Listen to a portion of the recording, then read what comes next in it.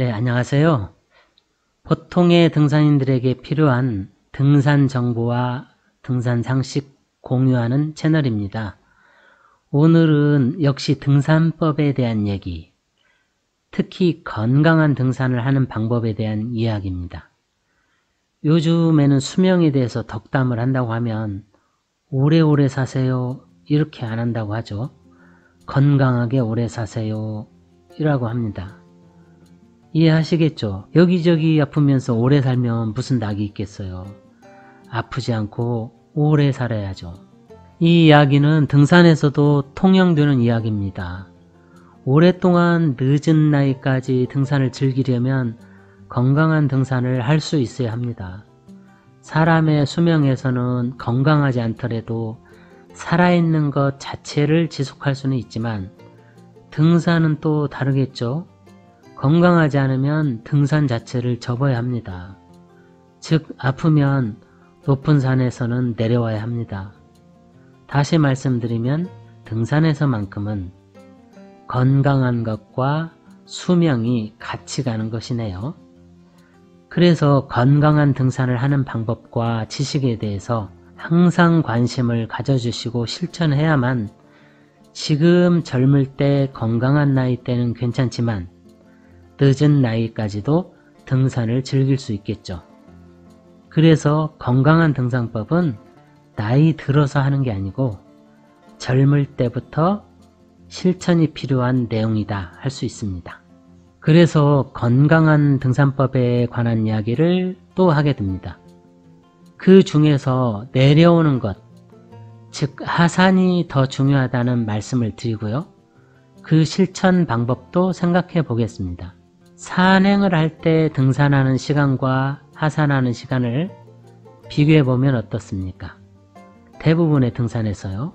등산 모임이나 산악회를 기준으로 본다면 거의 대부분 등산 시간보다 하산 시간이 훨씬 빠르겠죠. 얼마나 차이가 있는지는 산악회마다 다르겠지만 예를 들어서 총 4시간 정도 소요되었다고 하면 등산할 때 2시간 반 정도, 하산할 때 1시간 반 정도 그렇게 쓰지 않을까 싶네요. 더 차이가 날 수도 있고요. 똑같은 거리라고 가정하더라도 이처럼 대부분 등산 속도보다는 하산 속도가 훨씬 빠릅니다. 그러면 이처럼 등산하는 시간과 하산하는 시간이 차이가 나는 이유는 무엇일까요? 예, 당연히 짐작하시겠지만 힘이 드냐 안 드냐 차이죠. 이것을 풀어서 설명드린다면 등산을 할 때는 힘이 드니까 더 천천히 올라가고 더 많이 쉬게 되니까 속도가 느려지는 것이고 반대로 하산할 때는 힘이 들지 않으니 더 빨리 쉬지 않고 내려와서 시간이 단축되는 거죠. 이처럼 단순하게 보면 힘이 드냐 안 드냐 차이입니다. 힘들다는 것은 주로 숨이 차고 다리가 아프다는 거죠.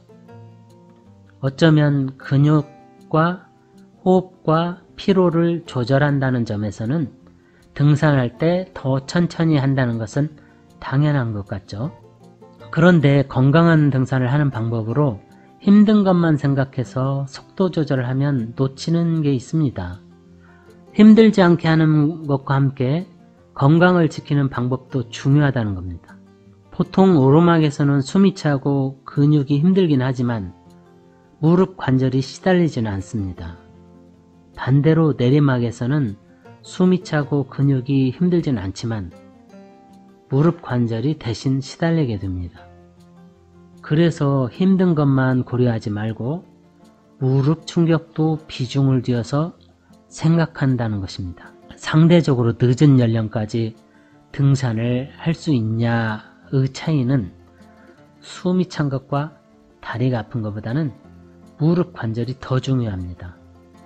연세가 있는 분이라도 숨이 차고 다리도 아픈 것은 당연히 어느 정도 따르는 일이지만 그렇다고 등산을 아예 못하는 건 아닙니다.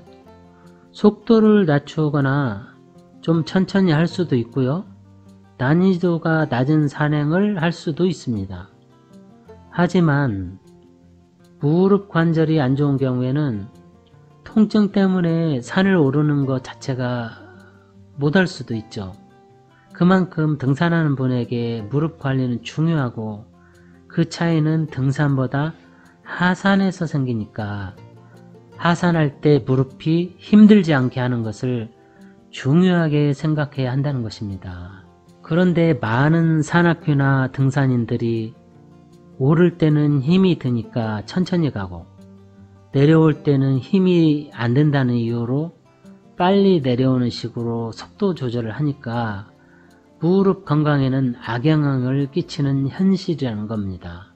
따라서 지금까지 오를 때는 천천히 가고 내려올 때는 빨리 내려오는 것이라고 생각했다면 오르는 시간을 더 앞당기거나 아니면 그에 관계없이 내려오는 시간을 더 늦추는 게 필요합니다.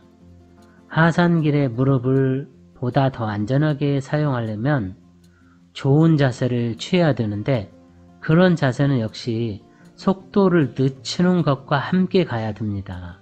하산길에서 좋은 자세를 생각해 보겠습니다. 내리막길은 크게 두 가지 형태가 있습니다. 경사가 심하고 험한 길이 있고 경사도 약하고 좀 편한 길이 있습니다. 첫째로 경사가 심하고 미끄럽거나 바닥이 험한 길은 어차피 빨리 내려올 수 없기 때문에 속도 조절하는 것이 중요합니다. 이때는 미끄러지지 않게 넘어지지 않게 하는 것도 신경 쓰면서 무릎에 충격이 덜 가게 하는 방법들이 필요하죠. 그래서 동원될 수 있는 방법은 평소보다 다리를 벌리는 것, 몸을 비스듬히 틀어서 옆걸음으로 하는 것, 무릎을 살짝 굽혀 자세를 낮추는 것들을 동원하면서 무엇보다도 스틱을 사용해서 발보다 먼저 스틱을 짚어서 무릎이 받는 충격을 줄여주는 것이 중요합니다. 하산길 요령의 두 번째는 경사도 약하고 위험하지 않은 편한 길이 있습니다. 이때는 자연스럽게 걸으면 속도가 빨라지므로 상체가 앞으로 숙여져서 무릎에 많은 충격이 가해질 수 있습니다. 달리기를 할 때를 생각해 보시면 비슷합니다. 이와는 반대로 다리도 풀리고 힘도 빠진 상태는 몸이 내려가는 것을 멈추려다 보면 상체가 뒤로 젖혀지면서 스텝을 밟게 되어서 역시 무릎에 많은 충격을 가해주게 됩니다. 터벅터벅 걷는다고 할까요? 툭툭 다리를 던지는 것처럼요. 우리가 등산을 하다 보면 어쩌다 한 번씩은 넘어지죠. 그런데 넘어질 때를 보면은 하산길이 많고 뒤로 넘어질 때가 많습니다. 그것이 바로 이처럼 내려올 때 스텝을 밟을 때 상체를 뒤로 버티면서 생길 수 있는 것입니다. 그래서 이처럼 평이한 하산길에서 넘어지지도 않고 무릎에 충격이 덜 가게 하는 방법들을 열거한다면 다리는 평상시보다 살짝 벌리고 보폭은 짧게 합니다. 그리고 무릎과 상체를 살짝 굽혀서 몸의 중심을 낮추고 탄력 있는 스텝이 되도록 합니다. 이러한 자세는 좀 총총걸음과 비슷하다고 할까요? 여기 카이스트에서 만든 인공 로봇 아시죠? 그 로봇들을 보면은 무릎 관절을 굽히면서 마치 사람이 총총걸음을 걷는 것과 그런 비슷한 자세로 걷는 것을 연상해 보신다면 쉽지 않을까 싶은데요. 이처럼 내려오는 길에서 상체가 앞으로 굽혀져서 뛰어가는 자세처럼 뛰어서도 안 되고 반대로 버티기 위해서 상체가 뒤로 젖히고 터벅터벅 걸어가는 자세도 무릎에는 좋지 않습니다. 하산길에서는 에너지를 줄이는 것보다는 안정감 있게 진행하는 것이 더 중요하기 때문에 11자 스텝에 연연할 필요가 없고 보폭은 평소보다 좀 줄이고 앞뒤로 줄이고 다리는 양옆으로 살짝 벌어지는 게 안정감 있는 자세가 됩니다. 특정한 구간에서 경사도가 심하거나 만약 미끄러움이 염려되는 그런 구간이 있다면 몸을 틀어서 저처럼 사선 방향 또는 측면 방향으로 해서 보행하면 덜 미끄러지고 다소 안정감을 유지할 수가 있습니다.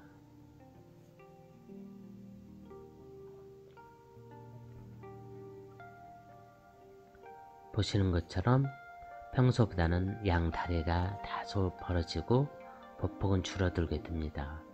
다만 그렇다고 해서 다리에 힘이 풀리거나 넘어지지 않기 위해서 상체를 세워서 뒤로 버티게 되면 무릎 관절에는 큰 힘이 가해지게 됩니다.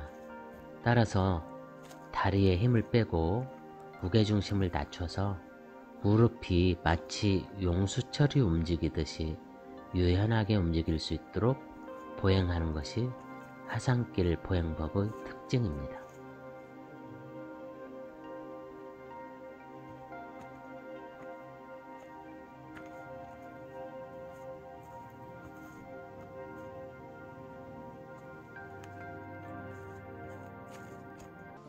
지금까지 건강한 산행을 하는 방법으로 무릎 관절을 지키기 위한 것이 중요하고, 그것은 대부분 오르막길이 아니고 하산길이 더 중요하다는 말씀을 드렸습니다.